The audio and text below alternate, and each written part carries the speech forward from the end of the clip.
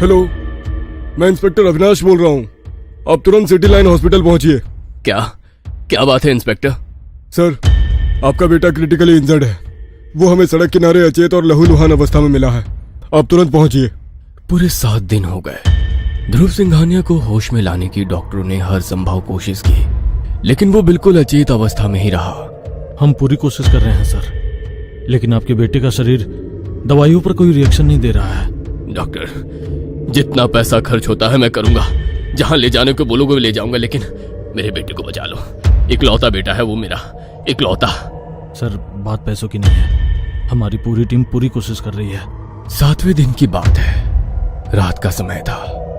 उस रात विक्रांत सिंघानिया और साक्षी सिंघानिया दोनों अपने बेटे के पास ही बैठे थे, लाचार, हताश। इसके दोस्तों का कुछ पता चला क्या?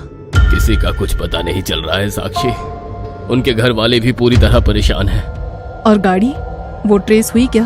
साक्षी, गाड़ी का भी पता नहीं चल रहा है। मेरे लोगों से स्पॉट पर भी गए थे, लेकिन ना तो वहां बच्चे हैं और ना ही गाड़ी। Wow wow wow, just wow dad, just wow. आपने खरीद ली ये जगह? हाँ जी, खरीद ली। तुम्हारी जिद थी ना इसे लेने की। यस डैड, जब से मैंने इस साइट को देखा था तभी से ये मेरे दिल में ऐसे उतर गया था जैसे कि कोई माशूका किसी प्रेमी के दिल में उतर जाती है। तू भी मेरी तरह बातें करता है, बिल्डर विक्रांत सिंघानिया की तरह। आपका बेटा हूं ना ध्रुव, बहुत जल्दी ही यहाँ पर रिजॉर्ट का काम शुरू कर दूंगा। अपने करियर में मैंने कई वीरान जगह को आबाद किया है। 8 से 9 महीने में इस जगह का नक्शा बदल दूंगा मैं। Love you dad, love you. ये जगह मेरे दिल के सच में बहुत करीब है, और यहाँ पर रिजॉर्ट बनाने का सपना भी। विक्रांत सिंघानिया कुछ दिन पहले की बात को याद कर रहा था और लगातार रोए जा रहा था। साक्षी की आंखें भी भीगी हुई थी। दोनों लगातार टकटकी लगाए अपने बेटे को देख रहे थे। साक्षी, इतना होपलेस और हेल्पलेस मैंने अपने आप को कभी महसूस नहीं किया, कभी नहीं किया। बचपन में इसे एक छोटी सी चोट लग जाती थी तो दोनों की जान निकल जाती थी। आप कितने सारे डॉक्टर्स की लाइन लगा दिया करते थे, पर आज हमारा बेटा 1 सप्ताह से चुपचाप बेड पर पड़ा हुआ है। यहाँ से इसे ले चलिए ना आप। यहाँ के डॉक्टर्स कुछ नहीं कर पा रहे हैं। विक्रांत और साक्षी सिंघानिया बातें कर रहे थे, तभी उनकी नजर एकाएक फिर से बेड पर गई। ध्रुव एक बार फिर से बेड पर नहीं था। विक्रांत और साक्षी के दिल की धड़कन तेज हो गई। 2 दिन पहले की घटना साक्षी की आंखों के आगे घूमने लगी। दोनों बाहर भागते हुए गए। ध्रुव कब और कैसे कमरे से गायब हो गया उनकी समझ से बाहर था, क्योंकि दोनों तो वहीं बैठे हुए थे। अस्पताल में एक बार फिर से हड़कंप मच गया। ध्रुव की खोजबीन शुरू हुई। अस्पताल के सीसीटीवी कैमरे की एक फुटेज खंगाली गई, लेकिन उसका कुछ पता नहीं चला। विक्रम और साक्षी समेत अस्पताल का पूरा स्टाफ टेंशन में था। तभी एक नर्स भागती हुई ध्रुव सिंघानिया के कमरे में आई। सर, वो ध्रुव कमरे में ही है। क्या? हाँ सर, वो कमरे में ही है। लेकिन सभी फिर से ध्रुव के कमरे में गए। वहां जाकर उन्होंने जो देखा उसे देखकर सभी की जबान सिल सी गई। ध्रुव सिंघानिया अपने नाखून से खरोच कर अस्पताल की दीवार पर कोई विशालकाय आकृति बना रहा था। उसके नाखून से लगातार खून बह रहा था। अस्पताल के वार्ड बॉय और नर्स ने किसी तरह उसे पकड़ा, लेकिन उनके पकड़ते ही ध्रुव जानवरों की तरह जोर से चिंगाड़ा और उन सबको जमीन पर पटक दिया। तभी ध्रुव के कानों में एक आवाज आई। ध्रुव, तेरा समय पूरा हो गया। तुम लोगों ने मेरे घर में दखलंदाजी की। मैंने कहा था ना, इसका अंजाम मौत है। चल, अब भाग यहाँ से, तेजी से भाग। छत पर जा और वहां से छलांग लगा दे।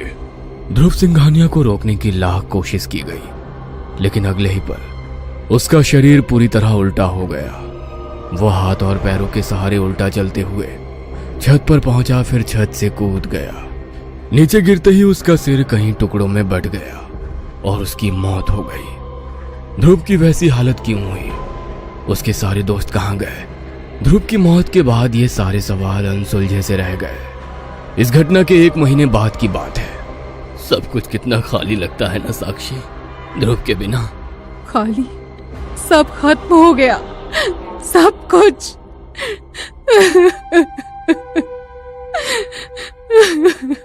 साक्षी, खत्म तो सच में हो गया, लेकिन ध्रुव का एक सपना अधूरा रह गया है।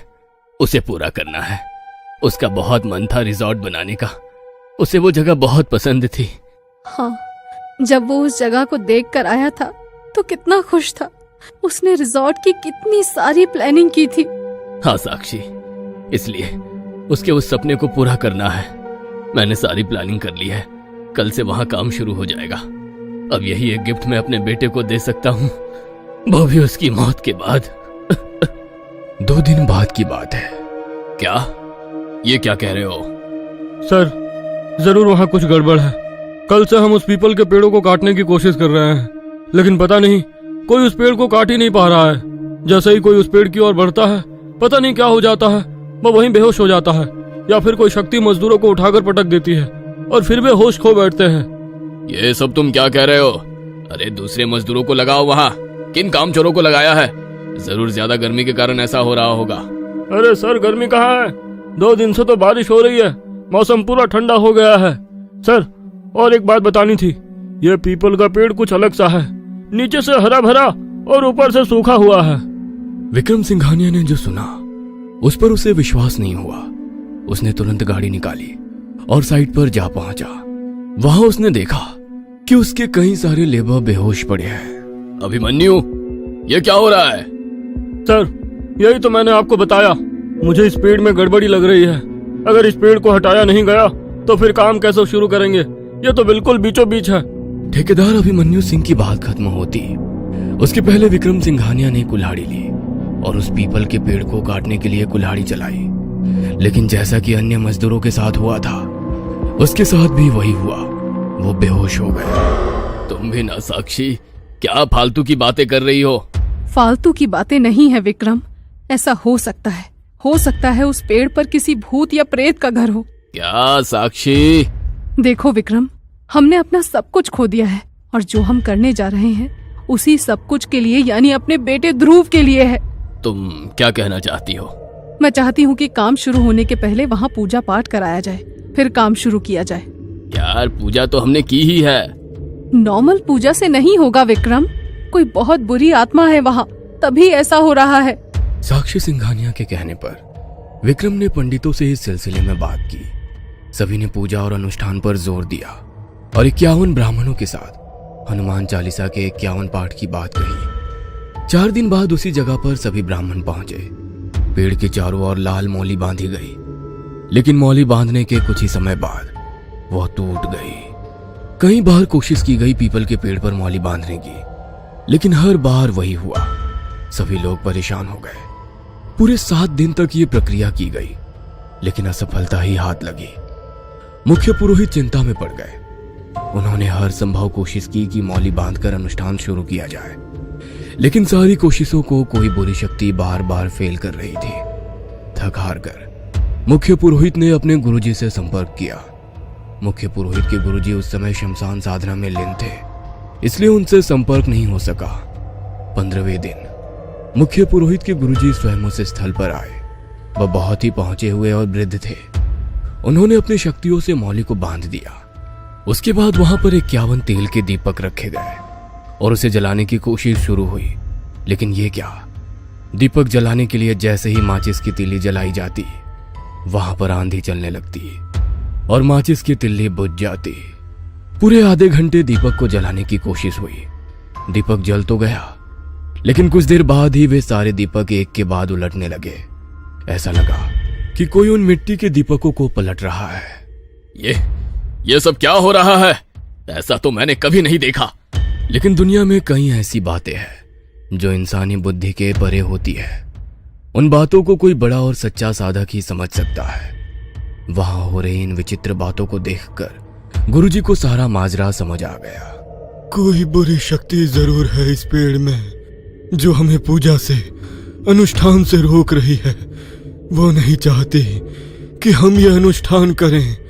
हमें बिना दीपक के हनुमान चालीसा शुरू करनी होगी। गुरुजी के कहने पर सभी ने हनुमान चालीसा का पाठ करना शुरू कर दिया। सभी लोग आंखें मूंद कर हनुमान चालीसा का पाठ कर रहे थे।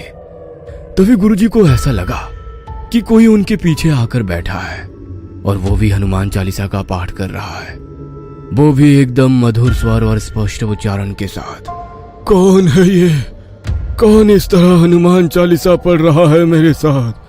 मुझसे भी स्पष्ट उच्चारण है इसका। काफी देर तक वो मधुर आवाज आती रही। गुरुजी ने पाठ जारी रखा और अचानक उनके दिमाग में एक बात कौंधी। कहीं कहीं इस पेड़ पर कोई ब्रह्म राक्षस तो नहीं रहता?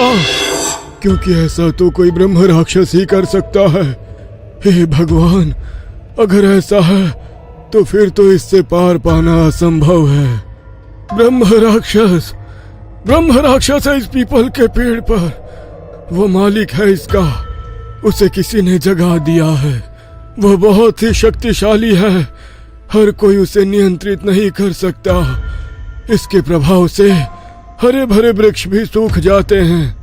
ब्रह्म राक्षस, ये क्या होता है गुरुजी?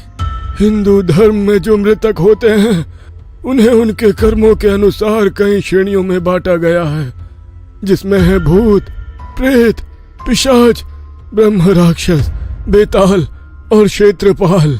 गुरुजी, ब्रह्म राक्षस का ऐसा नाम क्यों? क्योंकि इस नाम में तो ब्रह्मा और राक्षस दोनों हैं। और क्या ये पीपल के पेड़ पर ही रहते हैं? ये पीपल के पेड़ पर ही निवास करते हैं, क्योंकि ये पेड़ इन्हें बहुत प्रिय होते हैं। ब्रह्म राक्षस वे होते हैं जो जन्म तो ब्राह्मण के कुल में लेते हैं, लेकिन वो बुरे कर्म करते हुए जीवन बिताते हैं।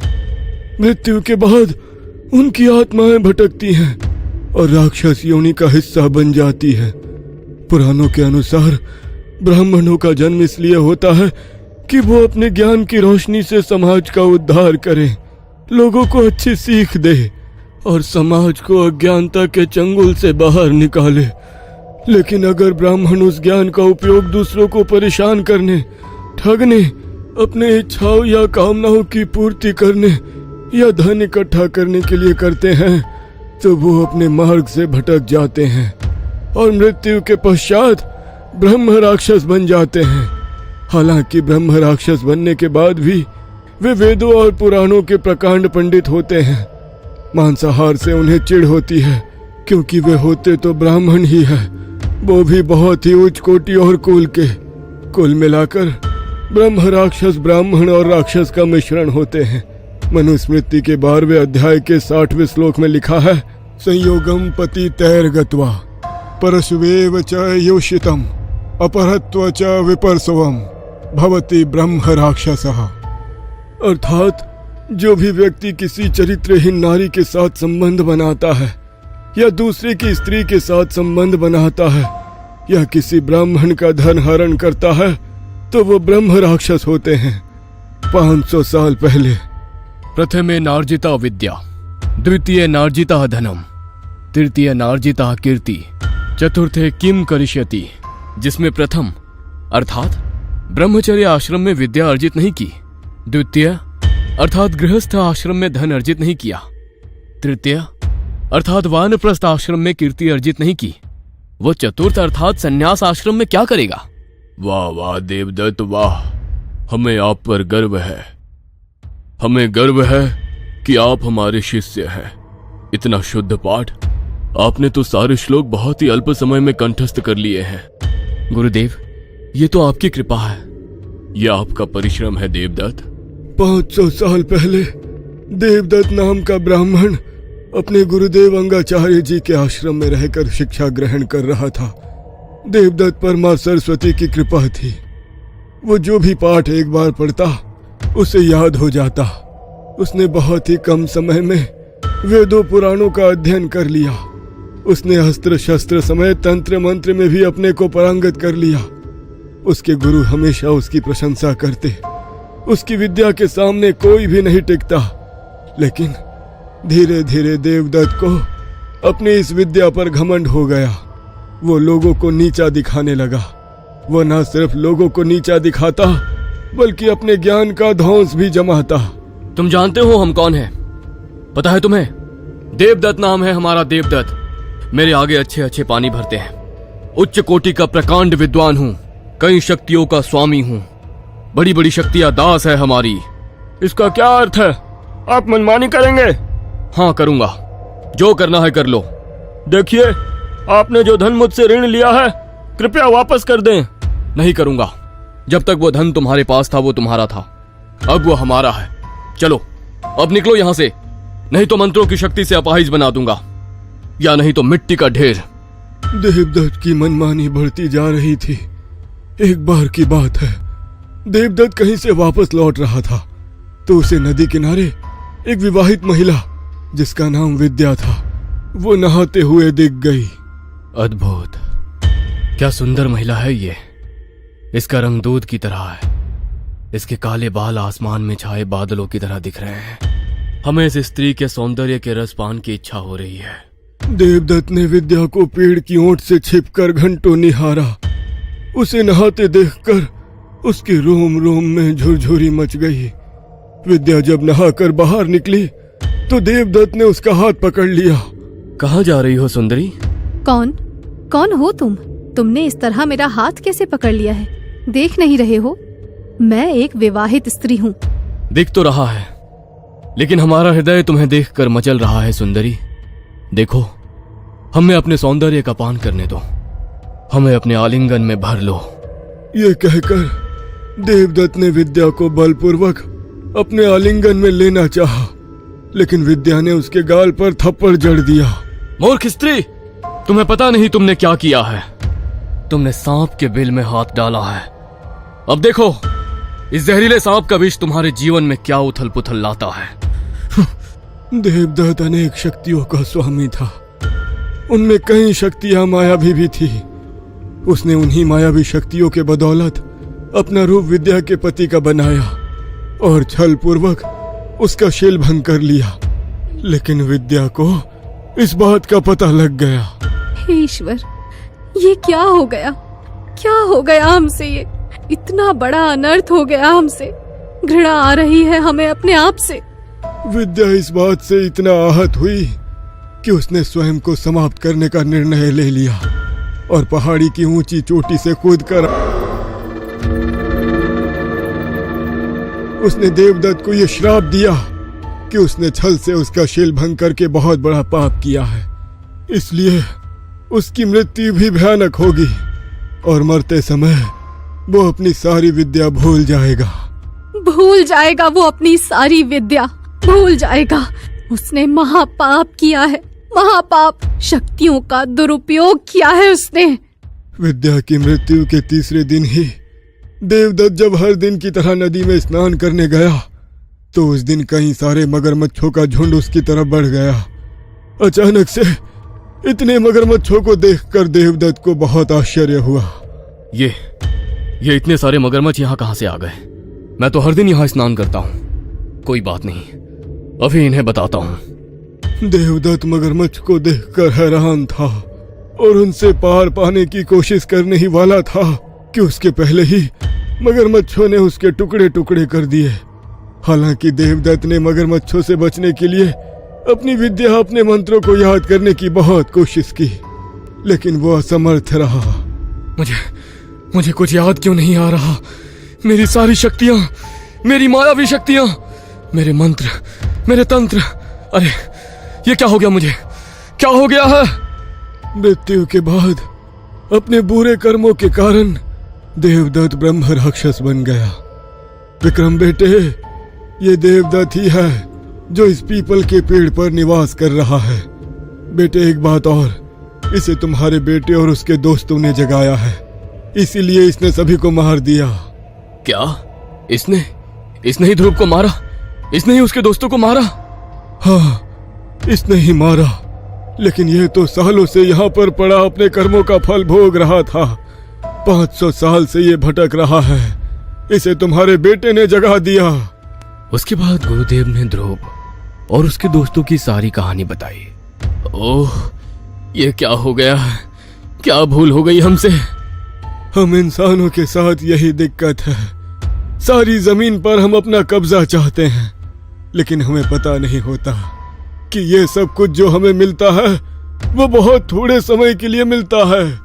दूसरा, हम कोई भी जमीन बिना समझे खरीद लेते हैं, उस पर निर्माण शुरू कर देते हैं। ऐसा कतई नहीं करना चाहिए, खासकर जिस जगह पर पीपल का पेड़ है। क्योंकि 100 में से 80 जगह यह संभावना होती है कि उस पेड़ पर ब्रह्म राक्षस हो। गुरुदेव, अब क्या किया जाए? कैसे इस ब्रह्म राक्षस से मुक्ति पाई जाए?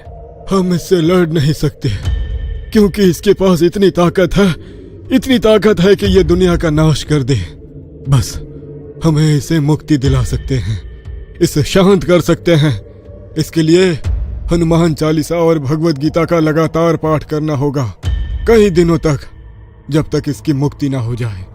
मुक्ति के बाद इसका एक मंदिर यहीं बनाना होगा, इसी पेड़ के नीचे। गुरुदेव के कहने पर हनुमान चालीसा और भगवत गीता का पाठ शुरू हुआ। जैसे जैसे पाठ होता, वह ब्रह्म राक्षस वहां आकर स्वयं पाठ करने लग जाता। सभी लोग उसके स्वर को सुनकर मंत्रमुग्ध हो जाते। हमें अपना पाठ जारी रखना है, छोड़ना नहीं है, करते रहना है लगातार। 128वें दिन की बात है। मंत्र पाठ के बीच आज उस ब्रह्म राक्षस की आवाज किसी को सुनाई नहीं दे रही थी। गुरुजी ने बताया कि वो अब मुक्त हो चुका है, हमेशा हमेशा के लिए।